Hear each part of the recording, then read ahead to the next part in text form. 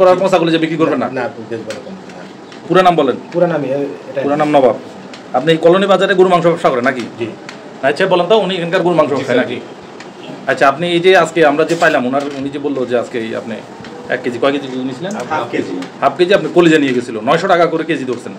তো এই কলিজাগুলো নিয়ে যাওয়ার পরে আপনি দেখলো যে পচা। তো এই যে আপনি পচা কলিজা বিক্রি করলেন, পচা কলিজাটা কি বিক্রি করা আপনার উচিত হয়েছে? না। আপনার তো এই ধরনের অভিযোগ তো আমরা আরও পাইতাম, যেখান থেকে পচা কলিজা টলিজা বিক্রি হয়, কিন্তু আমি তো কোনো সময় ধরতে পারি নাই, কিন্তু আজকে তো আমি হাতে নাতে প্রমাণ পাইলাম। এগুলো কী জন্য করেন? পচা কলিজা ওইটা আপনি ফেলে দিলে অসুবিধা কি? হ্যাঁ, জোরে বলেন। আচ্ছা, বের হলে কলিজা পচা আমি ফেলে দিব না। ফেলে দিবেন, এরপর আর পচা কলিজা বিক্রি করবেন না? না, এটা কি করে বুঝবো যে আপনি আর বুঝবেন না? না, আপনি আমার দোকানে আসে দেখবেন, পচা পান, আমাকে যে শাস্তি দিবেন আমি মাথা মানে নেব। মানে আজকে যেটা বিক্রি করছেন পচা কলিজা, এটা বিক্রি করবেন না? জি। আর কলিজা একটা গরুর মাংসের ভিতরে আপনি গরুর মাংস বিক্রি করেন, কলিজা বিক্রি করেন। এখন আপনি যদি বলেন যে এটা পচা কিনা আমি জানি না, বা এটা এই ধরনের কি বক্তব্য কি ঠিক হবে? এটা কি ঠিক হবে? আপনি তো জানেন কোনটা ভালো কোনটা খারাপ, আপনি জানেন না? কোন মাংসটা কত ঘন্টা আগের, এটা তো আপনার থেকে আমি জানি না ভালো।